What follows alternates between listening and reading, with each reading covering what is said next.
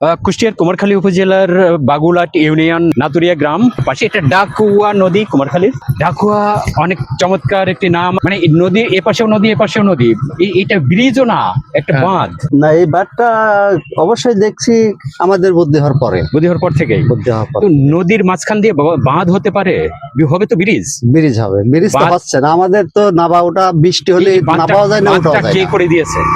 বাঁধটা করেছে যে কুমারখালী জয়নাল, এই কিছুদিন আগে গত বছর মাটি ফেলেছে।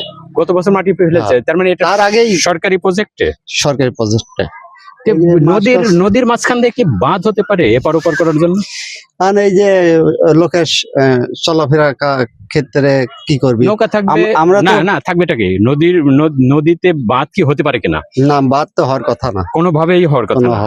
নৌকা চলবে অথবা ব্রিজ করে দেবে, ব্রিজ হবে। তো এটা ব্রিজ যতদিন হচ্ছে না ততদিন নৌকা চলবে। বাঁধ কি কোনোভাবেই হতে পারে? এটা কোনো কায়দায় বৈধ আছে?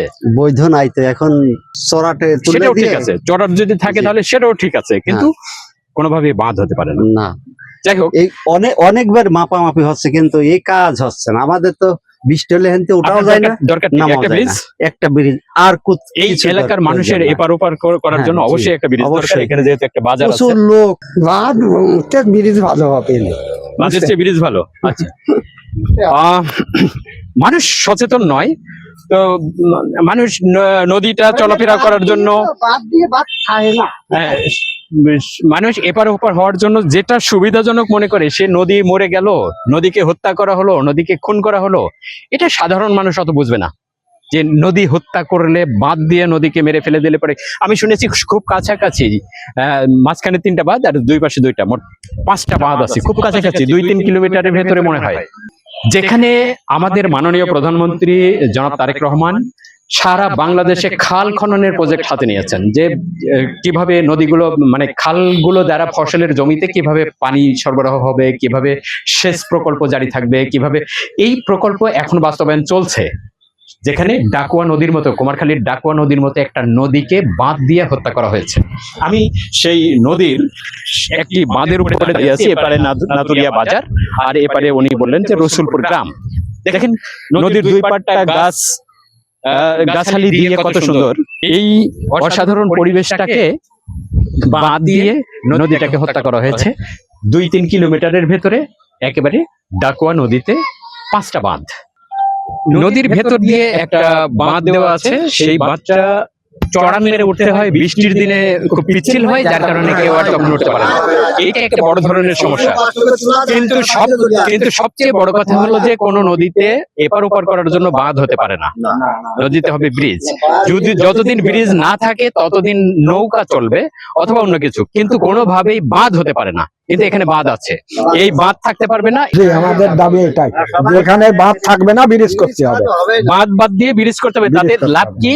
নদী বাঁচবে, নদীটা তখন, এখন হত্যা করা হয়েছে, তখন নদীটা জীবিত হবে, নদীটা গভীর হবে, নদীতে এই কচুরিপানা থাকবে না, নদীতে মাছ চাষ হবে, নদীতে স্রোত থাকবে, নদীতে পানি চলাচল করবে, সব চলাচল করবে। এটাই তো।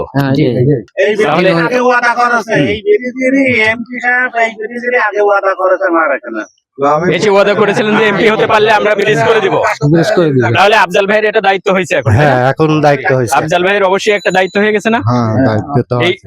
মূল দায়িত্ব একটু বলেন তো, আপনি ভালো বলতে পারবেন মনে হয়। হ্যাঁ, মূল দায়িত্বই এখন ওদের, ওই এমপিরই। যেহেতু এমপি নিজে হাতে ভুলে গেছিল, সে ভোট নেওয়ার জন্য হোক আর যে কোনো কাজে হোক, সে আমাদের ভুলে গেছিল যে আমি যদি এমপি হতে পারি তাহলে এই ব্রিজটা জনগণের জন্য আমি উপহার দেব, নাতুরিয়া বাজারের পাশে এবং নদীর মাঝে ডাকুয়া নদীতে ব্রিজটা উনি করে দিবে, এটা উপহার দেব, এটা অঙ্গীকার করে গেছিলেন উনি। তো সে হলো উপলক্ষে যদি আমাদের করে দেয় তাহলে আমাদের জনগণের জন্য আমার খুব এটা উপকার হবে।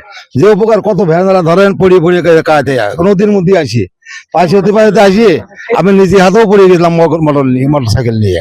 তো ওই জন্য অনেক লোকই পড়েছে, হাত পা ভেঙে গেছে, কত কিছু হয়েছে।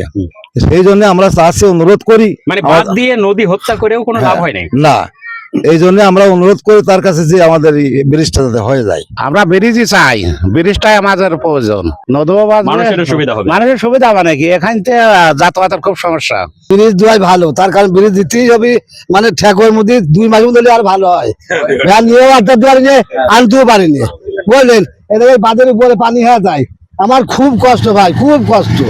আমার এই কষ্ট দেখবি কিনা, এই কষ্ট কত কার কাছে? দেখো দিন কথা, ব্রিজের উপর কোন জিনিস হয়? ব্রিজ হতে হবে আপনার নদীর এই, উপরে তো বাঁধ থাকতে পারে না। না এই কি বা এটা কোনো জিনিস হলো নাকি? এত বড় একটা জায়গা, একটা ব্রিজের দরকার। তাতে লাভ এলাকার কি? লোক। নদী বাজবে প্রথমত, নদী যদি ব্রিজ হয় তাহলে প্রথমত নদী বাজবে। নদী বাঁচবে তো বড়, মানুষের যে সহযোগিতা, মানুষ যা বাঁচবে এখানে তো কষ্ট। আমি তো যাওয়া আসা করি, ব্যবসা করি আমি, এ কঠিন পথ, এই পথ দিয়ে মানুষ যায় না। ব্রিজ হলে ভালো হয়, এই একবার পড়িয়েই গেলাম মানে আপনার বয়স কত? বয়স 90-95। যাতে এখানে একটা ব্রিজ হয়েছে এটা দেখতে পারলে আপনার ভালো লাগবে, ভালো লাগবে, তাহলে তো তাড়াতাড়ি ব্রিজটা হওয়া দরকার। তাড়াতাড়ি চেষ্টা করেন। তাহলে আফজাল ভাইয়ের কাছে কি চান একটু বলেন, উনি এমপি। আমরা এই ব্রিজটা চাই, আফজাল ভাই যাতে ব্রিজটা করে দেয়। করে দেয়। এই বাঁধ ভেঙে ফেলতে হবে, নদীটাকে সচল করতে হবে। খাল খননের যে প্রজেক্ট আমাদের মাননীয় প্রধানমন্ত্রীর হাতে নিয়ে যাচ্ছেন, অবশ্যই এই ডাকুয়া নদীর ক্ষেত্রে সেই প্রজেক্টটা বাস্তবায়ন হবে। নদীটা আবার নদীর মতো করে গতিশীল হবে, স্রোতস্বিনী হবে, নদীটা আবার নদীর মতো করে বহমান হবে। এটাই এই কুমারখালীর নাতুরিয়া গ্রাম, এই বাগুলাট ইউনিয়ন কুমারখালীবাসীর এটাই প্রত্যাশা।